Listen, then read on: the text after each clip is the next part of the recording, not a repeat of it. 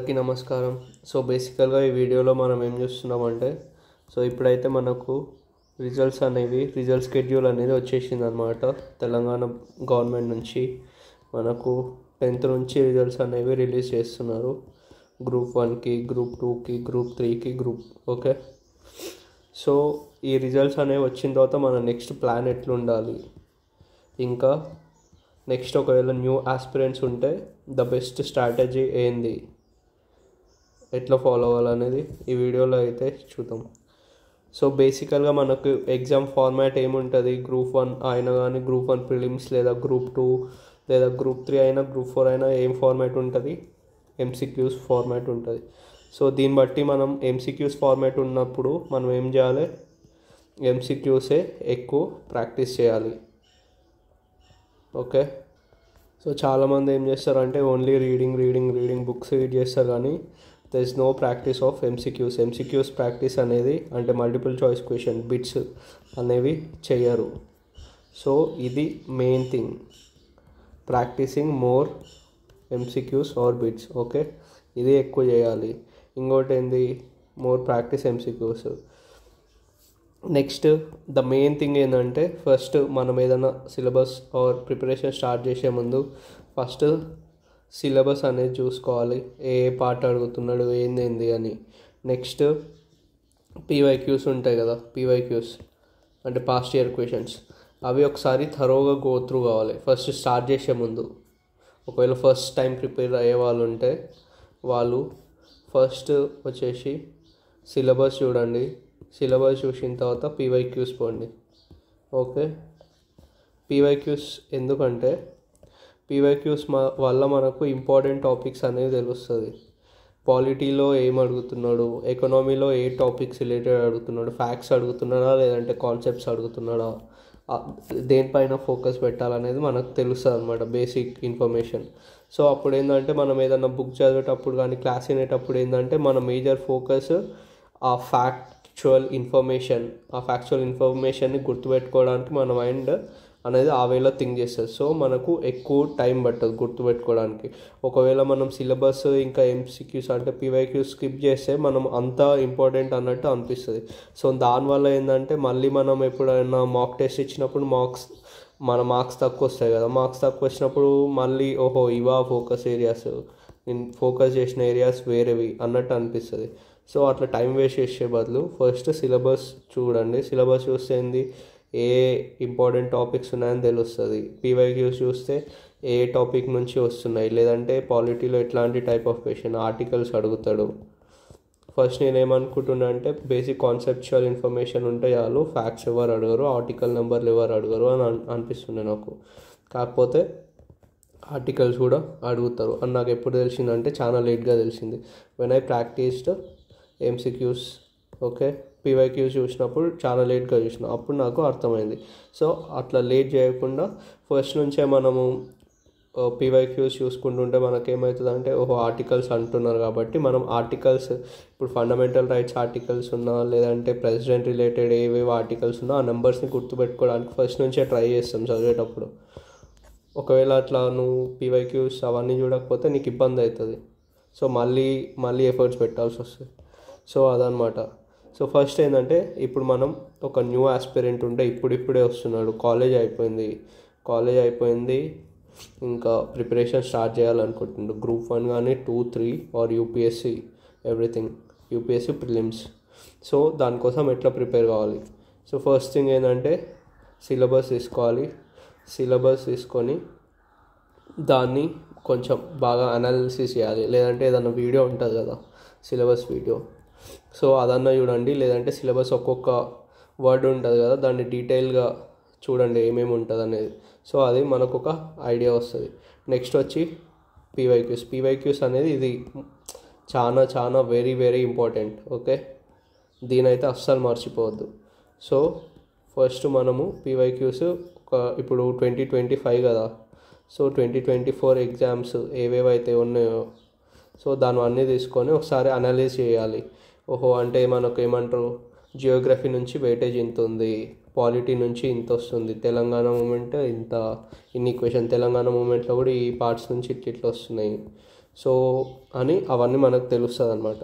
So ఇవైతే ఎప్పుడైతే analyse చేస్తామో సో అప్పుడు ఏం చేయాలంటే ఇదొక కొత్త ఆస్పిరేట్ చేయాల్సిన పని. ఫస్ట్ సిలబస్, దాని తర్వాత పీవైక్యూస్ చూడాలి.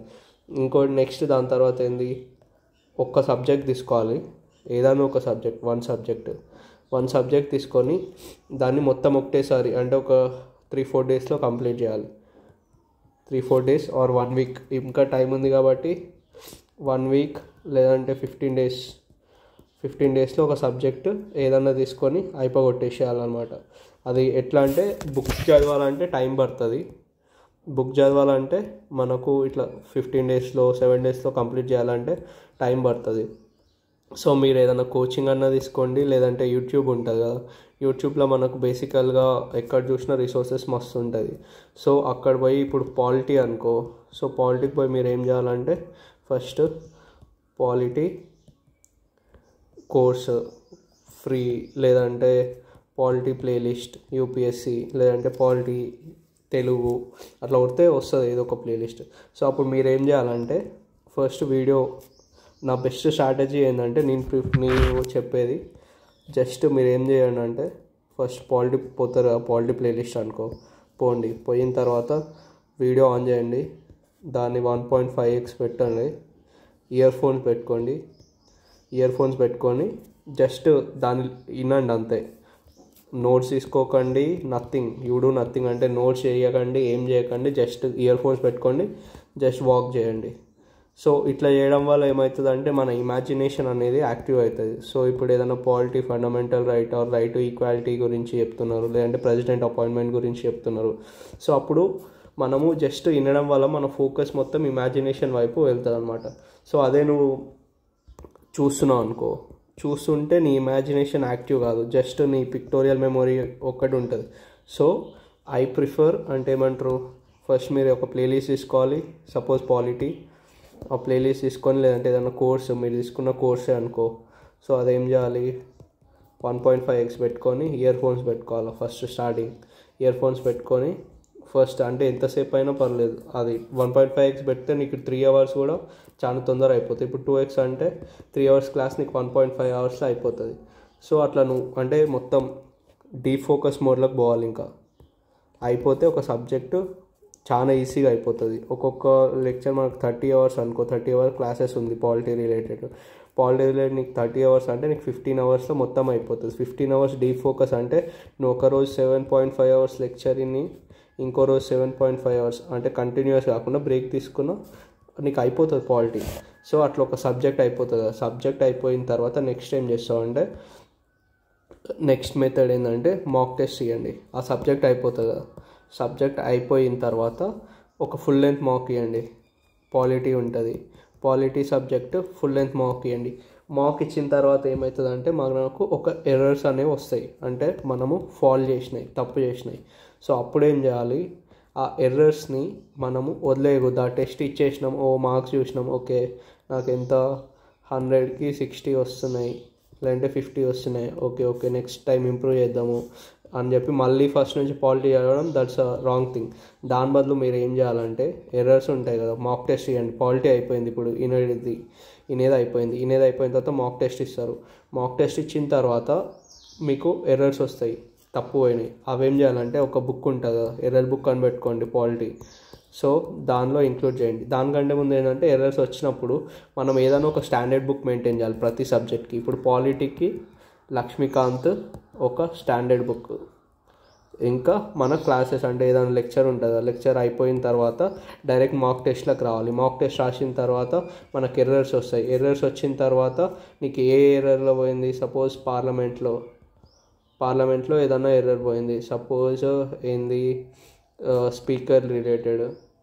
Speaker appointment. సో అప్పుడు నువ్వేం చేయాలి, పాలిటీ లక్ష్మీకాంత్ బుక్ పోయి అక్కడ ఒకసారి ఏమంటారు చదవాలన్నమాట. పాలిటీ లక్ష్మీకాంత్ పోయి స్పీకర్ రిలేటెడ్ ఇన్ఫర్మేషన్ మొత్తము చదవాలి. చదివిన తర్వాత అట్లా అవుతావు కదా, అది అయిపోయిన తర్వాత నెక్స్ట్ నీ ఎర్రర్ బుక్ ఉంటుంది కదా, దానిలో ఇంక్లూడ్ చేసుకో. అంటే దాన్ని చిన్న రాసుకో, జస్ట్ వన్ లైన్ సెంటెన్స్. అంటే ఇప్పుడు నీకు డ్యూరేషన్ ఆఫ్ స్పీకర్ అని ఉంది, దానిలో నువ్వు తప్పు చేసినావు. సో దాన్ని నువ్వు వచ్చి జస్ట్ డ్యూరేషన్ ఆఫ్ స్పీకర్ ఇన్ని ఇయర్స్ అని చెప్పి ఇట్లా రాసేసుకో. అయిపోతుంది అంతే, జస్ట్ 1 లైన్ అంతే. ఎందుకంటే నువ్వు ఆల్రెడీ ఇక్కడ పాలిటీ లక్ష్మీకాంత్లో చదివినావు.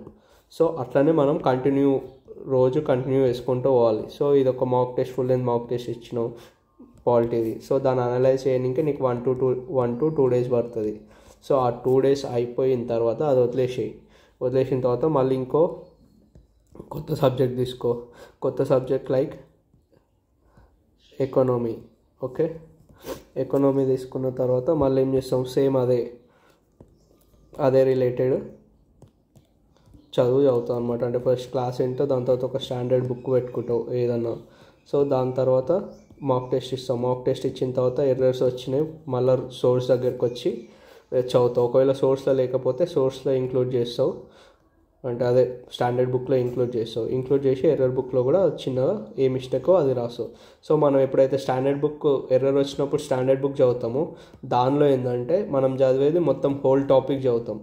బట్ ఎర్రర్ బుక్లో జస్ట్ మనం ఒక 1 line స్టేట్మెంట్ ఇంక్లూడ్ చేస్తాం. సో ఎర్రర్ బుక్ ఎట్లా మెయింటైన్ చేయాలో కూడా చూపిస్తాను. సో ఇంకోటి ఏంటంటే ఎర్రర్ నోట్స్ మెయింటైన్ చేసేటప్పుడు మనము రివిజన్స్ అనేవి చేయాలి. ఇంకా కలర్ కోడ్ మెయింటైన్ చేయడం బెస్ట్.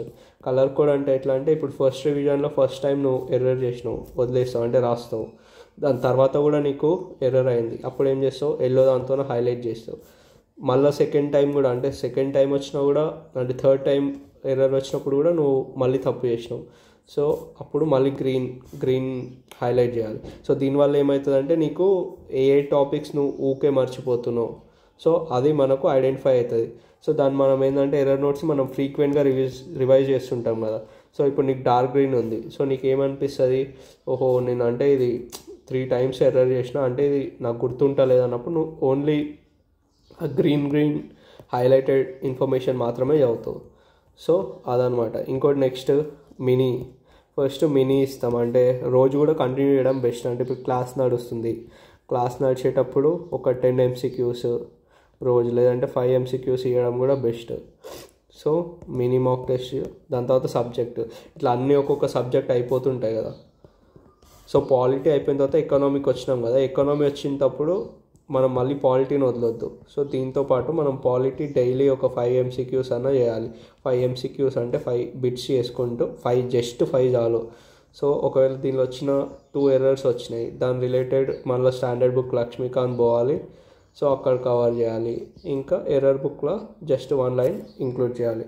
సో అట్లా అనమాట. ఇంకోటి ఏంది, సాటర్డే సండే ఉంటుందా, సాటర్డే సండే లేదంటే సండే మొత్తం మళ్ళీ వీక్లో ఏమేమి చేసినామో అవన్నీ మళ్ళీ రివైజ్ చేయడం బెస్ట్. సో అదనమాట.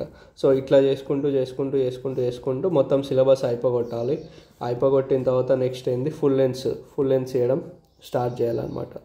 ఫుల్ లెన్స్ తీయడం స్టార్ట్ చేసినప్పుడు మనకు యాక్చువల్ మార్క్స్ ఎక్కడెక్కడ ఏ సబ్జెక్ట్స్ అనేవి క్లారిటీగా ఇంకా తెలుస్తుంది అనమాట. సో అదనమాట.